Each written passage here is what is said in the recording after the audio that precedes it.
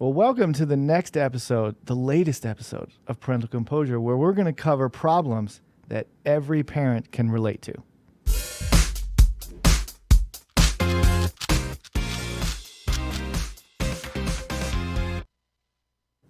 Again, welcome to the latest episode of Parental Composure. I'm Keith, filling in for your boy, Mike Ayers, and mother of the decade, Elise.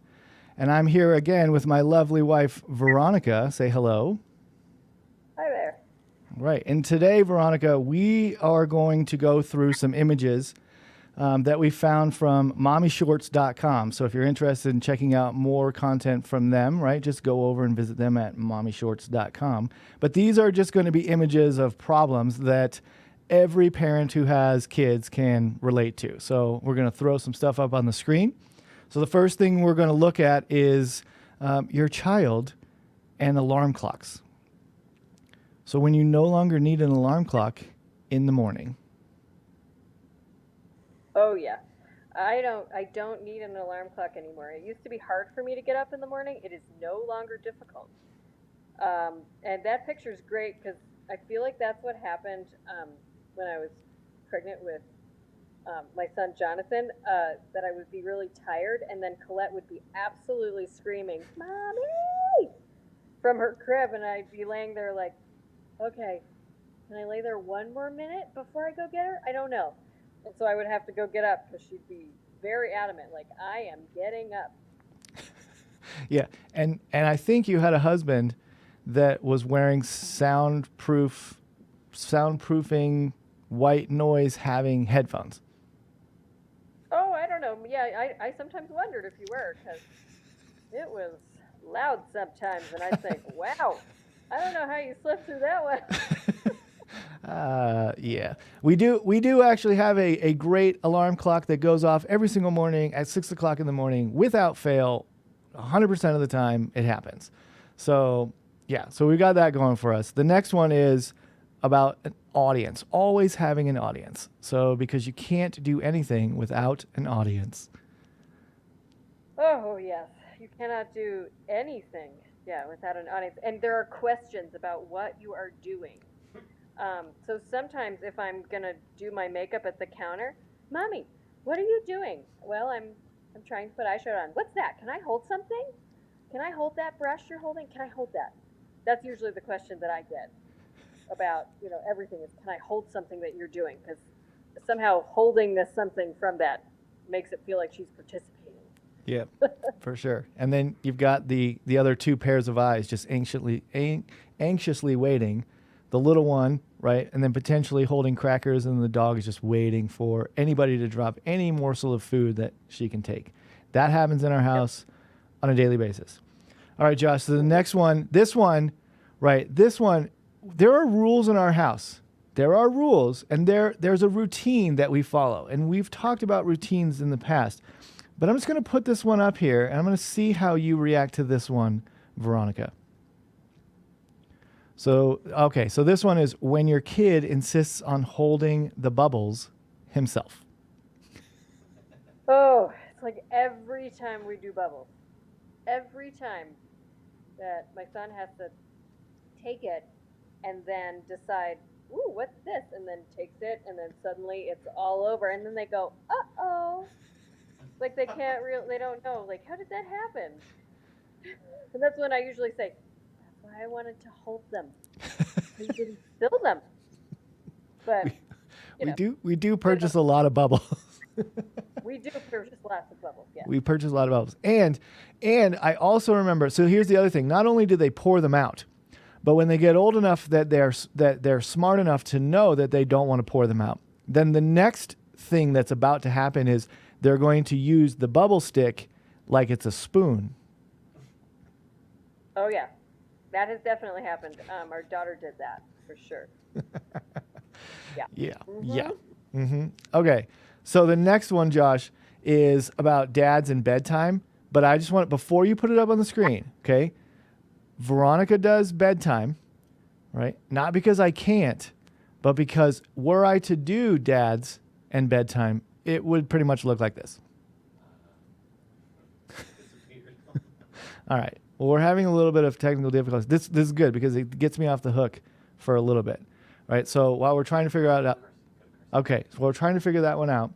Let's do the one. So Veronica, I know you have to deal with this all the time. So put this one up on the screen. It's about car seats. Oh. Oh. Oh man. It's like they act like you're killing them if they have to go in. My son, there was one week that he had gotten strong enough that I actually literally couldn't make him sit down. And I couldn't make it happen. And we were trying to go to a swimming lesson for my daughter. And I called the swim place and said, I'm really sorry, but we're not going to make it because I cannot make this child sit down. And part of the problem was he almost had his arms like through a couple of the straps.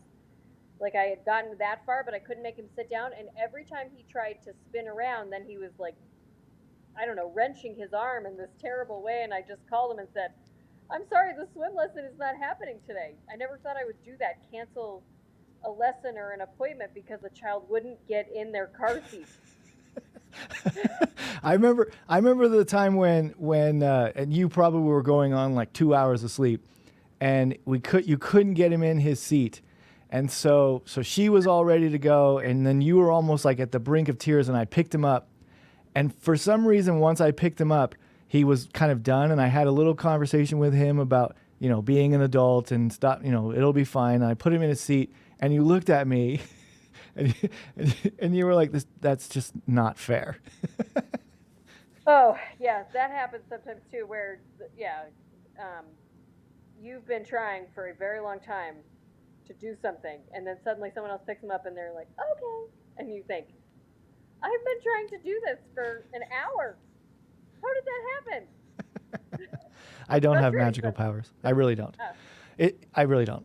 But, right, okay, so we figured it out. All right, so this one, we're going to go back to this one, okay? Because this is why Veronica does bedtime and not Keith. Oh, man. It can feel like you just want to be the one laying down, because they sometimes are like, I am full of energy, and I am not ready for bed. And you think, well, I am. I could go lay down and take a little snooze. My goodness. Oh yeah. It looks really comfortable. Sometimes that takes a lot longer than it should.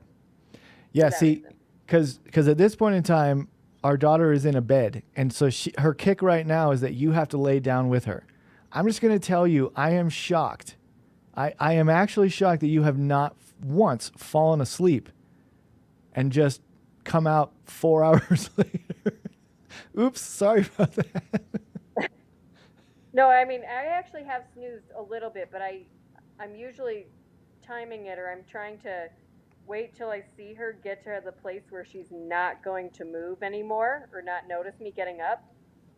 And, yeah, but there have been a few nights that I've fallen asleep for a good 10 minutes or something, but usually not longer than that, because I'm looking for my window to get up, because I don't get to eat dinner usually until after she falls asleep.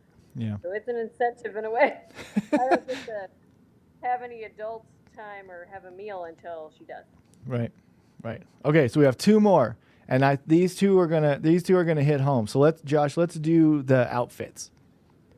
So this is about when you pack an extra outfit for your kid, but you forget to pack one for yourself.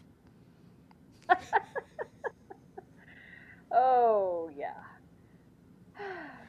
Yes, there have been times where I have had to deal with something being on my shirt that I really didn't want to be there because a kid, yes, peed on you, or so many other things that are gross, and you wish you had clothes for you, for sure. Yeah, I remember two things. I remember the first time that I ever dealt with projectile vomit, and that was in our kitchen while one of your students and her father was in our kitchen talking to me, and I was holding her while she was projectile vomiting on me. But I always remembered the tip that I was given from a buddy of mine that says, once they start puking, you just got to stand still.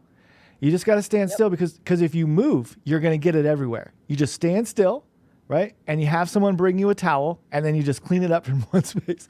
So I kid you not, I'm standing, and I know you remember this because I was in complete shock, but you were at the other end of the hallway, and you were in complete shock. And I remember as she's puking on me, I just looked at you and I said, "Get me a towel." That was a bad one. I remember that. Yes. Yeah. And then I think the first time, maybe it was the first time we tried to venture out once our daughter was born, and we went to we were going to Target to buy something, right? It doesn't matter what it is. But we went to Target, and I remember I looked at you once we got out of the car, and I said, "Did you bring the bag?" And you said, "I thought you had the bag." And then that was the fastest shopping trip I think the two of us have ever gone on, because there was no backup plan at all. Yep. Yeah, you find out real quick when you don't remember the diaper bag or any form of diaper or anything, how quickly you can do something. Yes. All right. So we have one more, and I don't plan on saying much during this one. I'm just kind of curious how you're going to react when you see it.